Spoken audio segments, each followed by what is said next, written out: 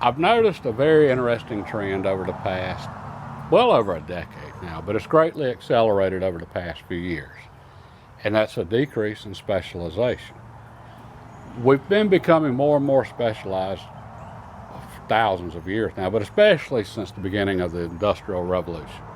That's what gives us all of our different trades and crafts and professions. So we've got butchers that specialize in cutting up meat, and mechanics that specialize in working on cars, engineers that specialize in designing bridges and structures and so forth. And we've all benefited from this because as we become more specialized, we get better at our craft and we're able to produce higher quality things more efficiently. That's, that's why today most of us can afford an automobile versus 300 years ago, most people couldn't afford a wagon, much less the horse to pull it.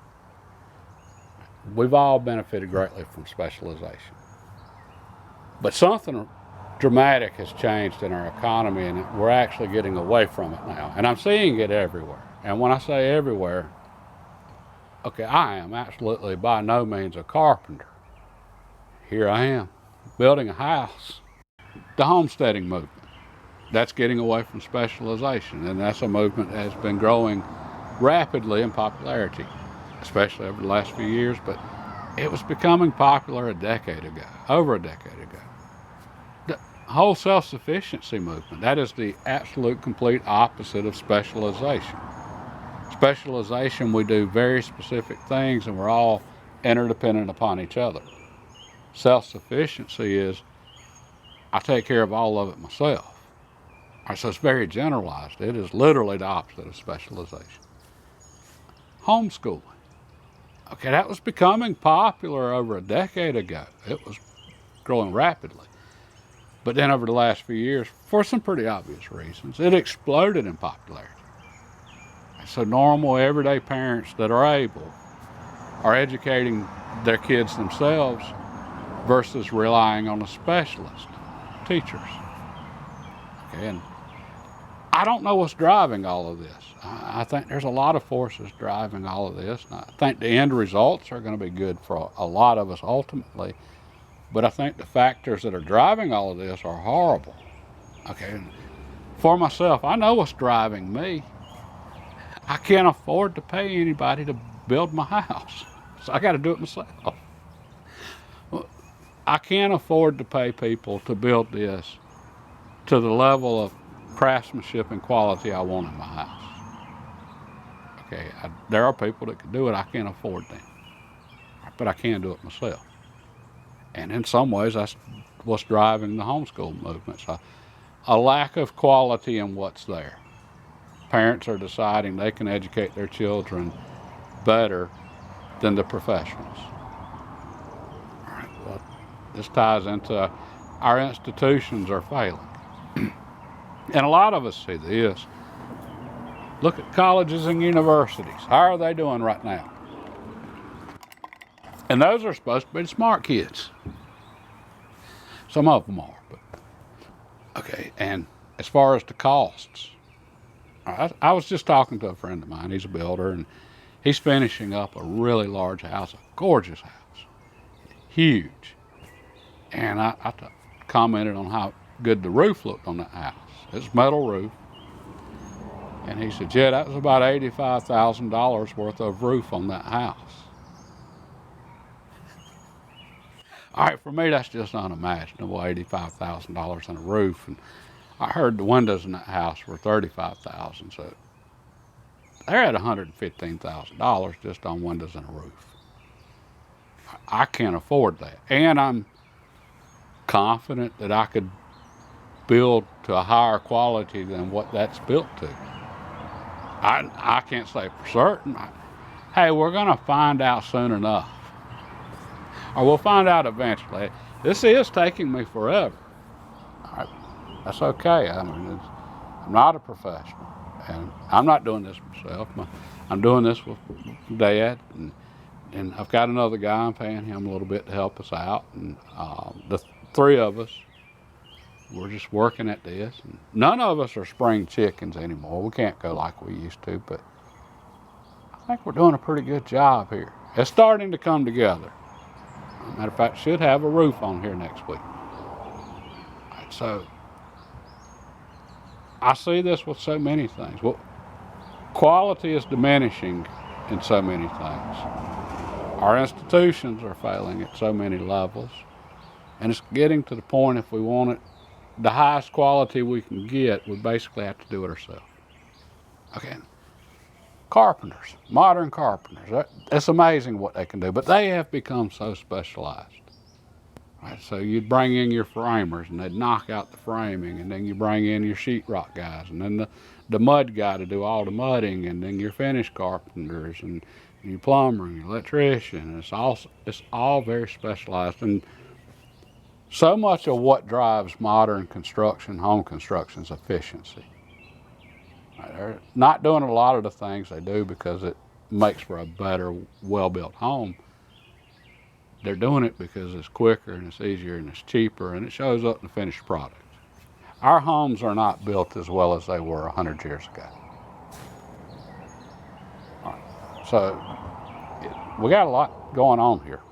Now, on the flip side, the positive from all this, I talked a couple of weeks ago about millennials and them wanting power, they're wanting control, they're wanting the baby boomers to go on and just retire and get out of the way and let them, rise to positions of authority, get the promotions and so forth that they feel like the baby boomers are preventing them from getting. And we can see this, like Congress. We've got people, president, we've got 2 70, 80-year-olds running for president. Younger people want their shot. Okay, I get it. And I said then, the problem is millennials just don't know much about the real world. And I blamed social media. Well, basically, digital technology. So many millennials have spent so much time in the digital world that they just don't know much about the real world.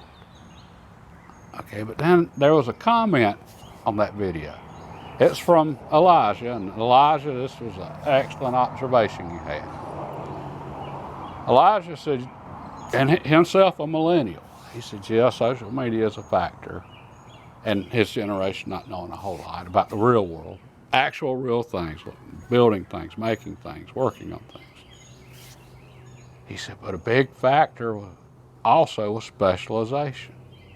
That our economy has shifted from what once were craftsman type trades to menial specialized jobs. That's what his generation's being hired for to do.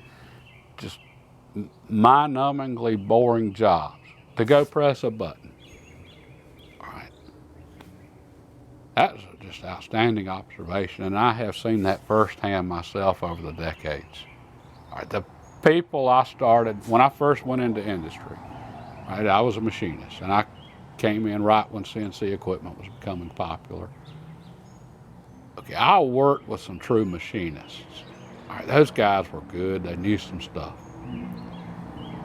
As technology advanced, it got to the point where people that are running machine tools now, mills and lathes, they're button pushers. They're material handlers and button pushers. Put parts in, take parts out, push buttons. Right, they're not learning machining. And a lot of them call themselves machinists, but they're not, and I see this in every field. Okay, maintenance people in factories. I worked with a guy years ago, and he just always amazed me at how sharp he was, Denny. And he had worked at some of the really old, original plants up north. All right, so he had worked in the original Westinghouse plant in Pittsburgh. The people that trained him when he started, these were the maintenance guys that built the equipment. All right, back then, you didn't pick up the phone and call whatever CNC manufacturer and order the machines and have them brought in. The maintenance people built a lot of the equipment. It's specialized. It took skill to do that.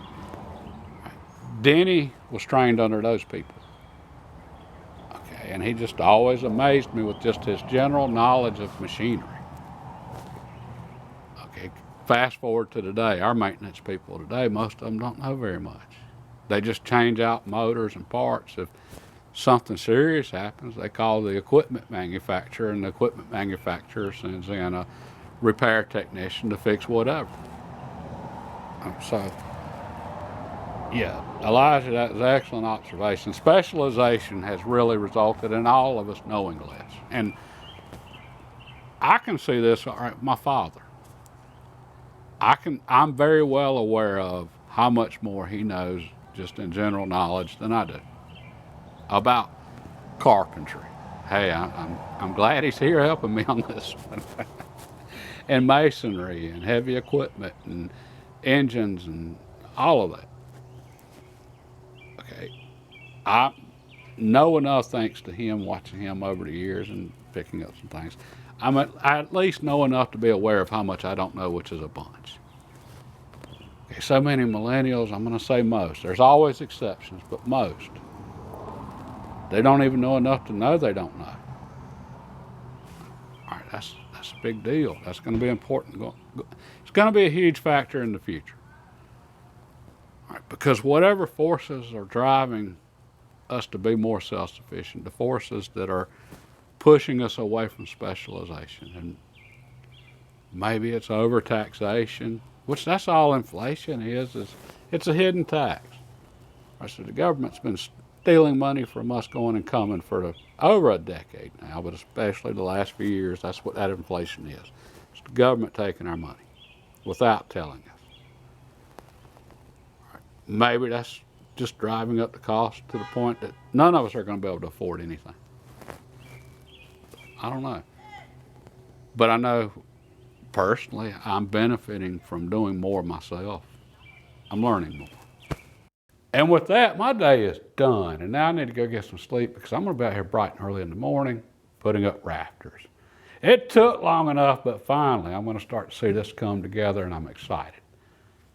The stuff about specialization, though, I don't know what's driving this, but this is important. When societies, civilizations start moving away from specialization, something's wrong. Something's seriously wrong. And we're not the first ones to move away from specialization. We can see this in every civilization that ever collapsed. Rome didn't collapse, it changed.